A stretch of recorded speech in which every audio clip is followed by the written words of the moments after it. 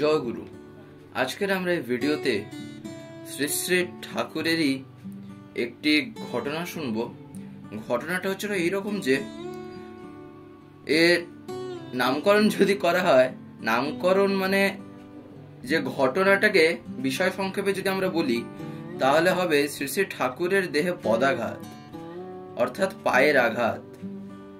কোন একজন মানুষ, সে এবার রাগ অবস্থায় হোক বা ক্রোধ অবস্থায় হোক বা যে কোনো ভাবেই হোক না কেন, তিনি শ্রী শ্রী ঠাকুরের গায়ে যে মানে পা দিয়ে যে লাথি মেরেছিলেন, যদি আমরা সোজা ভাষায় বলি, তো সেই ঘটনাটাই আজকে আমরা শুনবো। এবং আপনারা হয়তো শুনেই থাকবেন, বিষ্ণুপক্ষে যেমন ভৃগুপদ চিহ্ন, ঠিক সেই রকমই শ্রী শ্রী ঠাকুরের পিঠে যে উনি মেরেছিলেন তিনি ছিলেন কায়স্থ, তাই সেটাকে বলা হয় শ্রী ঠাকুরের পৃষ্ঠে কায়স্থ পদচিহ্ন।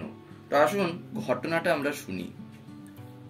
কুষ্টিয়ার নিকটবর্তী এক গ্রামবাসী জনৈক কায়স্থ যুবক বিয়ে এক সময়ে সৎসঙ্গ বাটিতে আসিয়া কিছু অত্যাচার অনাচার করিয়াছিলেন।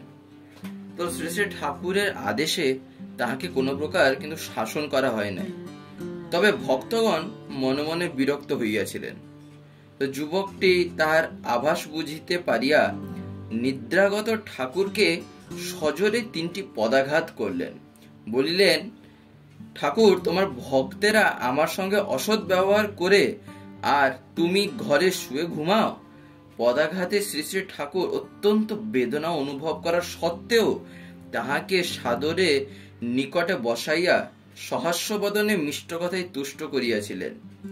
যুবকটির সময় সময় মস্তিষ্ক বিকৃত হইত বোধ হয়, কিন্তু তিনি কুষ্টিয়া প্রত্যাগমন করিয়া প্রকৃতিস্থ ভাবে বলিলেন, অর্থাৎ মানে যিনি শ্রী শ্রী ঠাকুরের পৃষ্ঠে পদাঘাত করেছিলেন তিনি কুষ্টিয়ায়, তারপর যখন পরবর্তীকালে যে গেলেন, তিনি তো অ্যাকচুয়ালি কুষ্টিয়ায় থাকতেন, কুষ্টিয়ার নিকটবর্তী গ্রামবাসী উনি।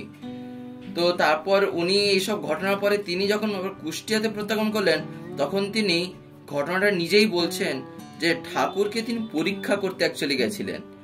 মানে এক এমন পরীক্ষা যে আবার গিয়েই কি বলছেন ঠাকুরকে, না তার স্ত্রীকে আমার পা ধোয়ার জল দিতে হবে, অর্থাৎ পরমারাধ্যা জগৎজননী শ্রী শ্রী বড়মাকে সেই যে যুবকটি গেছিল তাকে পা ধোয়ার জল এনে দিতে হবে।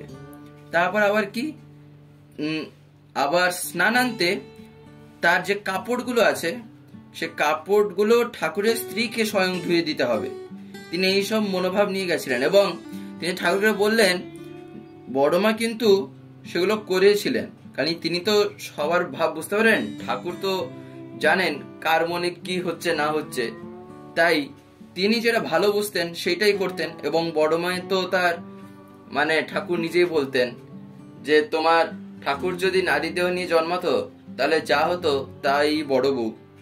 তাই ঠাকুর আর বড়মা তো আলাদা আর কেউ নন। তো এবার সেটাও হলো, স্নানান্তে মানে তার কাপড় টাপড়ও বড়মা ধুয়ে দিয়েছিলেন, কিন্তু ভক্তগণ তাতে অসন্তোষের ভাব প্রকাশ করেছিলেন। তো সেই ভাব প্রকাশ করায় ঠাকুরের কাছে গেলাম বলতে সেই যুবকটি ঠাকুরের কাছে গেছিল।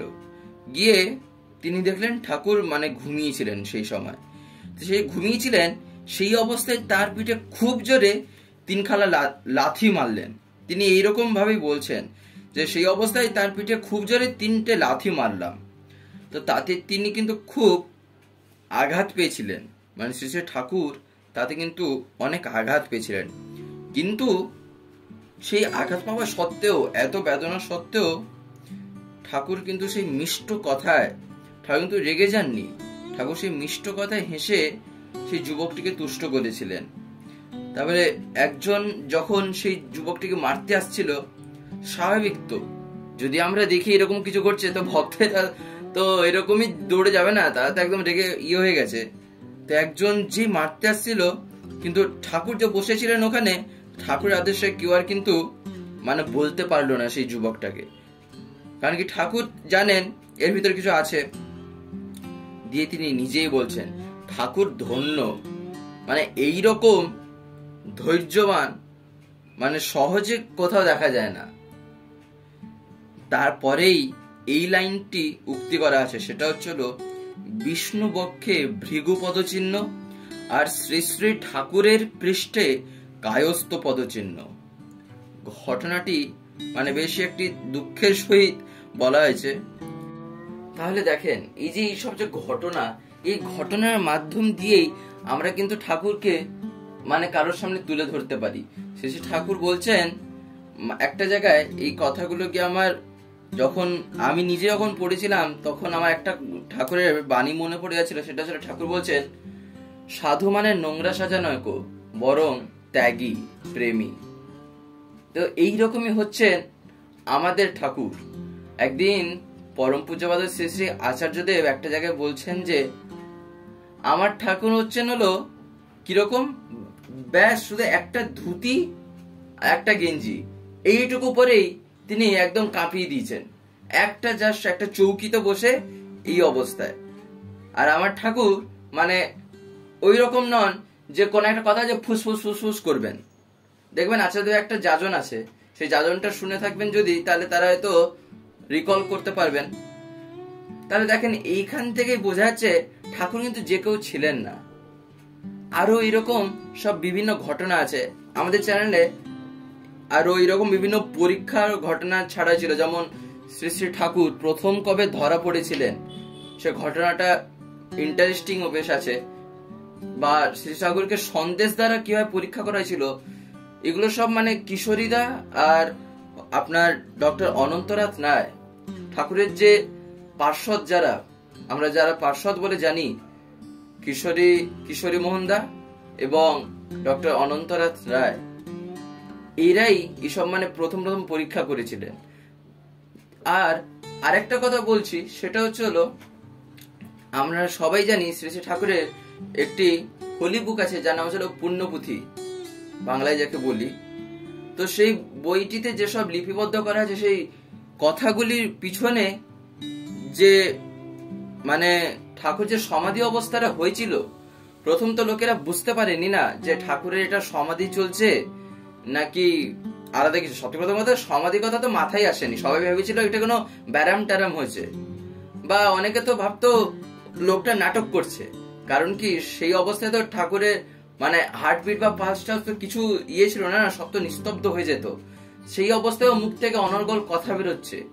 তো পরবর্তীকালে যখন জানা গেল, সেদিন থেকে সেই বইটি লিখতে শুরু করা হয়েছিল। তো আজকের এই ভিডিওটির মানে এই ঘটনাটি এখানেই শেষ হলো।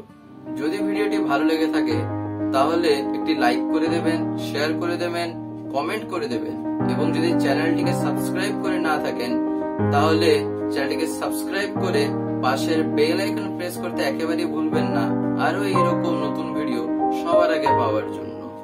জয় গুরু।